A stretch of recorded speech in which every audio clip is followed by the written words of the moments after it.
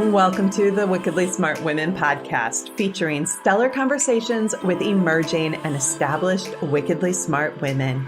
Thanks for joining us today as we celebrate women who are committed, care deeply, and have the courage to take action and create conscious change all around the world. Now here's your wickedly smart host, Angel B. Hartwell.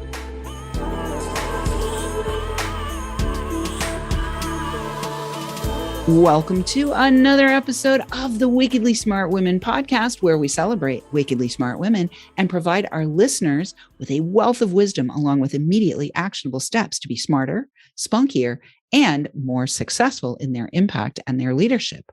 This is your host, Angel B. Hartwell, and today we welcome our special guest, Denise Perry. Denise holds a BA in Communications and Media Studies and has studied coaching, Reiki, meditation, and yoga. She loves to teach gentle flow, restorative, yin, and meditation and breath work. She lives in North Carolina with her two cats, Iris and Gem. And Denise looks forward to being a part of your journey. So as I was doing the opening there, I was thinking, smarter, spunkier, more successful, and stretchier. So welcome to the show today, Denise. I'm so excited to have you. Oh, thank you so much, Angel. I'm excited to be here with you. Well, I think part of the reason why I invited you to be on the show is because we met on Clubhouse, and yoga was something that was part of my own spiritual awakening journey. And yoga has been an essential practice in my life since 2001. So 20 years I've had my practice. And so I'd love to hear what inspired you, Denise, to step into that world and first serve yourself, obviously, and then start serving others. Well, when I think back to my yoga journey, it's like I almost break it out into three different parts. So when I was in high school, I say about 13, 14 years old, I suffered from anxiety. So I was very nervous going to school. I didn't want to face my day. And I remember reading something or hearing something on the television about being able to breathe. That if you took a few moments to be able to breathe, to be able to center, you can be able to be in a better place to face whatever that situation is. So I started a morning breathing practice without even knowing that I was doing yoga. I would just sit there in front of my vanity and for about 3 to 5 minutes, close my eyes and just focus on my breath, breathing deep into my stomach, down to my navel, and then just letting it all go. And I started to notice a difference in how I was going through my day. I felt a little bit calmer. The anxiety wasn't completely gone, but it was better. And I felt like I could speak a little bit more clearly. So I then took my breathing practice into the evening because I also had insomnia. My mom will tell you that I stayed up until 3, 4 o'clock in the morning, reading, watching TV, doing whatever, drove her crazy. So I was like, you know what? Let me start my breathing practice at night. So I started at night, and instead of getting 2, 3, maybe 4 hours of sleep, I was maybe doing 5, 6, sometimes 7 hours of sleep. So it helped me sleep. That was really my first experience without even knowing that I was doing yoga, was just my breathing practice. Beautiful. And so fast forward from there, what was your second segment in your yoga journey? I love that you have like segments of your journey. It's beautiful. Well, it's when I look back and just being able to understand where did I come from. And that's how I started to break it out. My second part would be in college. I think it was beginning of my sophomore year in college. You had the freshman 15 that was going on. I wanted to be able to get a little bit better fit. I was not a runner. I didn't really like team sports, but I was going to my student union and I was doing some step aerobics. I was doing some kickboxing. This was down in the mid 90s. And it was when power yoga was really coming into the forefront. And I saw something on the bulletin board about a yoga class on Friday afternoon. So I was like, you know what? Let me check it out.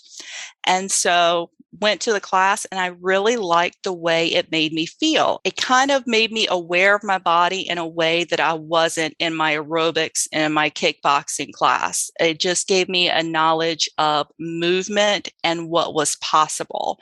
So I continued that and was doing that all through college and even into my 20s. Coming out of college. So I still had my breathing practice and then now I had my physical practice, which I thought of as yoga, but didn't think about the two of them together. They were still separate things in my mind. Yeah, beautiful. Well, I remember when I started yoga, my practice began out of getting injured skiing. I had been injured. I made my legs into a W on the ski slope. Oh my goodness. And so I went to physical therapy for like 6 weeks, and the physical therapy was in the gym where there was a yoga thing going on. So I asked my physical therapist, I said, could I do that? And he said, yeah, as long as it doesn't hurt, just go ahead and, if something hurts, don't do it. So that was how I got started with yoga. But what I discovered when I got started with yoga also was that the yoga teacher, for me at that time, I was highly anxious as well. And the yoga teacher just embodied for me this essence, this energy of peace. And when I walked in and she was standing there at the front of the room, there was this just part of me that just said, I want that. And I don't care if I have to turn myself into a pretzel. I don't have to care if I have to breathe with my eyes closed. I don't care if I have to paint my fingernails purple. I want what she has. So how did you end up then in the third part of your journey, Denise, in terms of, I'm guessing that the third part of your journey was where you decided to actually step into becoming a teacher? Well, it was kind of when everything started to come together, and this was in the last 10 years. I had stepped away from the physical part of my practice for a while because I was building my career. I call my first career in marketing and advertising. I was doing a lot of traveling, going across 4 states just for my job, then traveling for my family, and still continuing my breathing and meditation because that was part of my spiritual practice, but not the physical part. And I remember somebody asking me, what do you do for yourself? And at that time, I wasn't doing anything because I was doing 50, 60, 70-hour weeks. It was just enough to be able to go home and just take a few minutes to breathe. So I said to myself, I was like, I'm going to go back to my yoga mat because I really loved the practice. I was like, I need something for me. So I actually worked with my leader and she made time for me to be able to go to my classes, made sure that I could be able to clear my schedule. It was like, because that was something I needed to do. And that's where everything started coming together. The breathing, the meditation, the physical practice, coming into a sense of wholeness, almost like a sense of completion, finding that peace that you were just talking about, looking at your teacher. And I didn't notice it myself going through the practice. It wasn't until like maybe about 3 or 4 months in after going back, I was actually having people that I worked with, people that I've known for 2 or 3 years at that point, they were coming to me and they were asking me what was I doing because they could see a difference in me and how they were interacting with me, how I was presenting things. They were like, what are you doing? And I was like, I'm just going to my mat. And it got me thinking, I was like, what am I doing on my mat that is affecting everything else that I'm doing? And that's when I started diving more into the philosophy, learning more about the energies, learning about how yoga can affect the brain and the nervous system. And that's when I was hooked. I was like, if it could be able to make this, if I could see the change in me and people can be able to see the change of me, what could it do for everybody else? And that's what kind of started me on the path of being a teacher, to share this with others.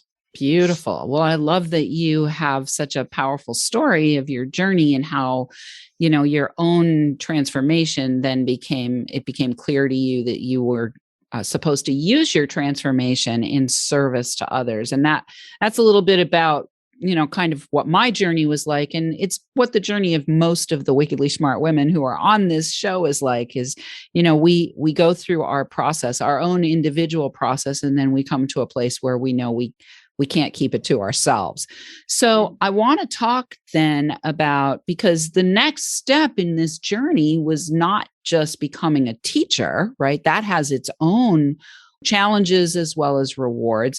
But then you also made the decision to start your own studio and start a business around your yoga and your yoga teaching. So I'm curious about that part of the journey. And do you still have a full-time job, or have you now like fully embraced the yoga world as your full-time gig?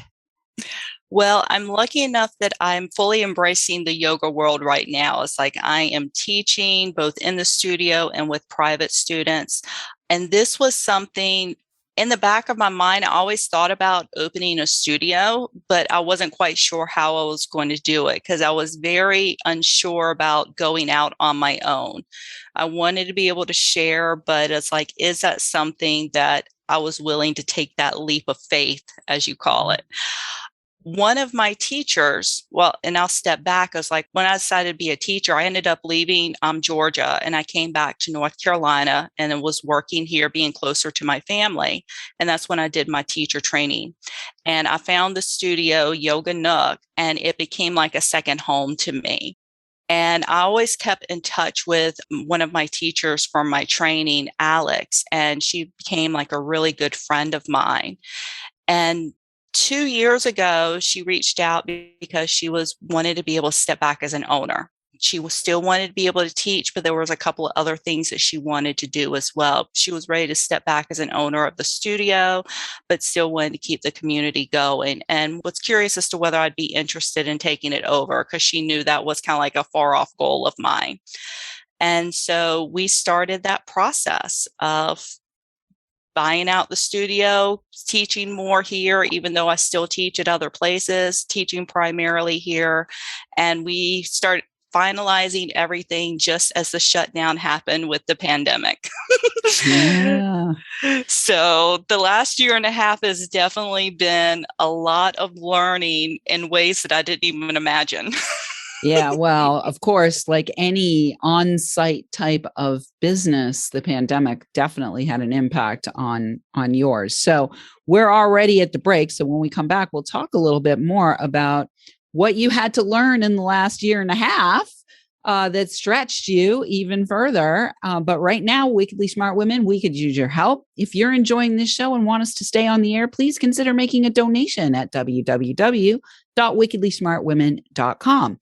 We'd also like to ask you to share with your lovely lady friends who you think might benefit from our content. Please help a gal out and let your sisters, mothers, daughters, friends, and colleagues know about the show so we can serve them too.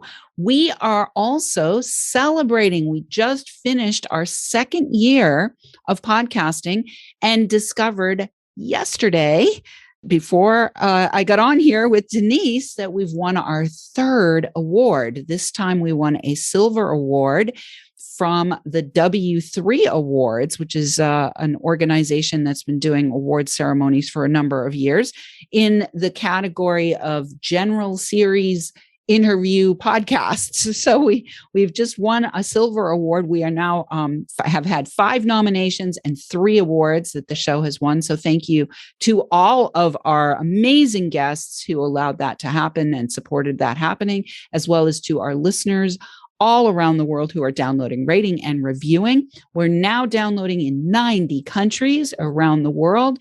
I want to shout out today to our listeners in India, which is where yoga originated, as well as to our listeners in St. Martin and let's see, Bhutan. And we will be right back with Denise Perry.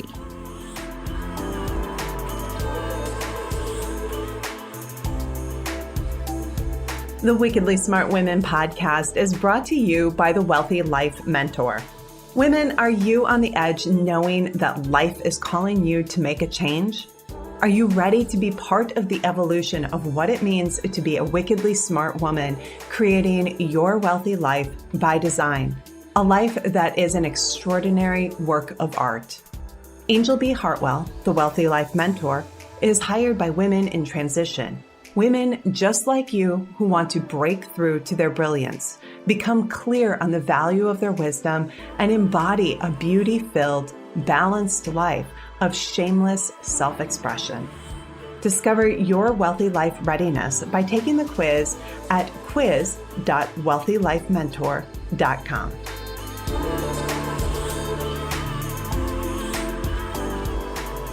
And we are back with Denise Perry. You can find out more about Denise and her services at ChesapeakeYogaNook.com. ChesapeakeYogaNook.com. We will have that in the show notes for you. So welcome back, Denise. I wanted to talk a little bit now on the back half here. So you made the decision to buy a studio and then bam, Corona happened. So I'd love to have you share about what kind of stretches you had to make in order to fulfill that commitment to buy the studio and navigate everything being shut down and having to become more creative with how you were serving your community. Wow, that is a loaded question because I feel like I'm still learning, and I can definitely look back at last year in particular. There's mistakes that I've made, things that I wish that I've done better. Pre-pandemic, we were all in person. We didn't have any type of virtual classes, any type of virtual library. Everything was in person. So that was probably the first pivot. Was in the first couple of weeks, I was able to get virtual classes going so we could be able to keep the community together and still connect. I was lucky enough, I had teachers here that were willing to do that. They could teach from home or else come into the studio and teach from here.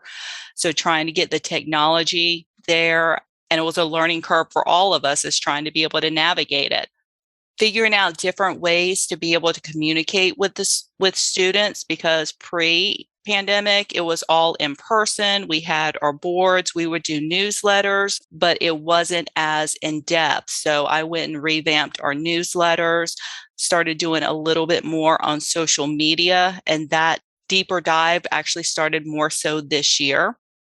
And then as I got into it, I was looking at because I had a couple of different things going on. It was like continuing to build the community and keep the community together, but at the same time, also being able to not necessarily put my own personal touch to it, but being able to take ownership of the studio. So it was a balancing act as to where the priorities were. And I was looking at the community first and foremost. I wanted to be able to make sure that they got what they need. And then this year, not necessarily a pivot, but almost like a change. How do I see yoga? Because as a teacher, each of us goes into our practice and goes into our teaching based on our own experiences. I can't teach the way that my teachers taught me. I can't teach the way that the teachers I have with me teach, because we all interact with our practice in a different way. So what are those commonalities, and how can we be able to help explore what yoga can do beyond the physical practice? Mm-hmm. Beautiful.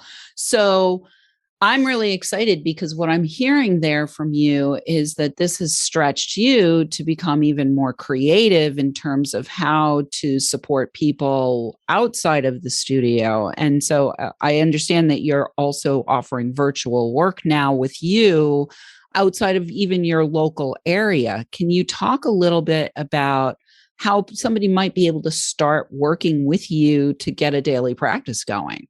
Absolutely. So there's a couple of different things. We got our studio classes, which are streamed live. I've also created a virtual library, which I launched earlier this year. And that has a combination of recorded classes plus specific classes that I'm creating just for the library. How can we be able to create a 15 to 30 minute practice to be able to maintain our day-to-day practice? Using different meditations, different yin practices, but given a variation. So that way it's not necessarily the same content all the time. So, and I'm constantly being able to update that. And then I work with students virtually on a one-on-one basis if they want that touch. So we can be able to do half-hour sessions if we're working on breath work, meditation, focus, including our physical practice. We can have an hour session. And I package that up I have an introductory package that I offer our new students. It's like, let's try 4 sessions together. Our first session is going to kind of be our get to know each other. We're going to do an assessment. We're going to put some goals. What are we trying to be able to do? And then the next 3 sessions are about trying to accomplish 1 or 2 of those goals so they can be able to get a taste of what working with me looks like. Oh, beautiful. Well, what I want to talk about now, Denise, is, you've left behind I would assume a corporate career to become an entrepreneur.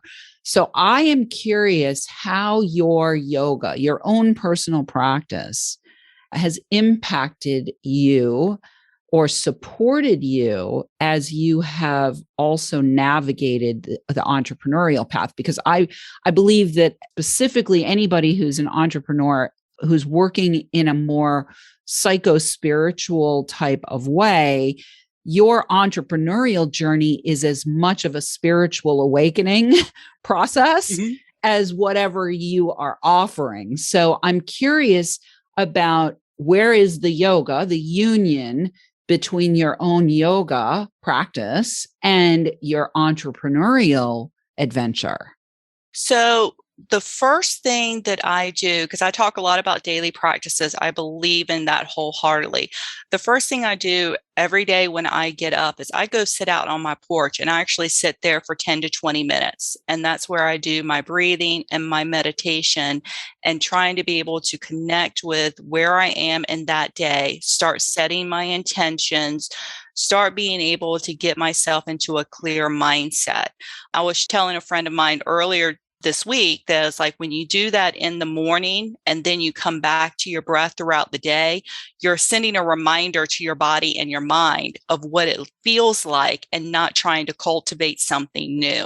So I begin with that. And then I also have a journal that I write in, and I use a couple of different forms to be able to do that. I write some gratitudes. Some days I'll write affirmations. Maybe I'm just doing a check-in with the different subtle bodies that I have, my physical, mental, emotional, and energetic body. So doing that check-in. And then I'll do a little bit of movement. Maybe it's about 5 to 10 minutes of yin stretching. Maybe I'm doing a few sun salutations, but doing a little bit of movement. So that's kind of like the first half hour of every day. And it helps get me into that mind space. Okay, I'm here. I'm ready to be able to go. Let me go and look at what's planned for my day. And then throughout the day, I'll go in and check back in with myself. Maybe it's back with my breath when I'm driving. Before I teach a class, I'll take a couple of minutes to be able to breathe. And then at the end of the day, I'll go and do another check-in right before I go to bed. Maybe I write some more in my journal, but I'll definitely do another breathing and meditation class. So that way my practice is kind of scattered throughout the day, that it helps keep me centered and grounded, because anything can happen throughout the day. It's like you have phone calls you don't expect, you get emails that you're not expecting. There may be things that happen with the HVAC, which happened a couple months ago, that I have to deal with. But that at least gets me into a good starting point to be able to deal with anything. Yeah, beautiful. So the last question I have for you, because I know that there are many, many women who are probably listening to our show who might have that dream of starting their own business. Often the biggest anxiety is around the money piece of it.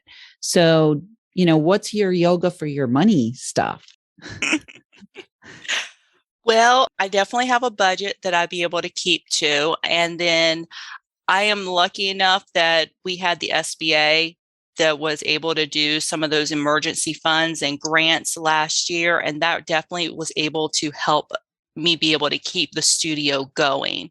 So looking from a money standpoint, I check in with my numbers at least 3 times a week to be able to see where I'm going. I plan out my month. I know what has to go out. I know what needs to come in order to manage what's going out. And then doing that check-in a few times a week just to be able to see where I am with goals, how I am with signups. Is there any issues that are going on with automatic payments that need to be addressed? So that way nothing is a surprise. I don't come up at the end of the month and try to figure out, what do I do now? Yeah, beautiful. So what I'm hearing in the subtext of that, ladies who are listening, is that it's important. What I'm hearing overall is that it's important to have structures in place and practices in place, whether it's practices to support you with managing anxiety or practices to support you with managing money flows or practices to support you with physical well-being. That the biggest message that I'm hearing from you, Denise, today is that it's really important to have practices in place to be able to navigate all the areas of your life. So if there is one final thing you'd like to say to our audience, what would it be? One final thing, don't try to do everything at once. Know where you want to go and figure out what that first step is. And then let's work on trying to take that first step. Once you're there, then we can take another step and just enjoy the journey along the way. Don't worry about what that end goal looks like. What is the experience like in the journey? I love that. Enjoy the journey along the way. Yeah, if you aren't enjoying the journey along the way, maybe you're on the wrong journey. Exactly. All right. Well, beautiful, Denise. It was lovely having you today. And listeners, we love feedback. So we're going to invite you to stretch a little bit and let us know what you think of our show by calling into our listener line. We will have the number for you in the show notes, or you can send in questions or guest suggestions to listeners at wickedlysmartwomen.com.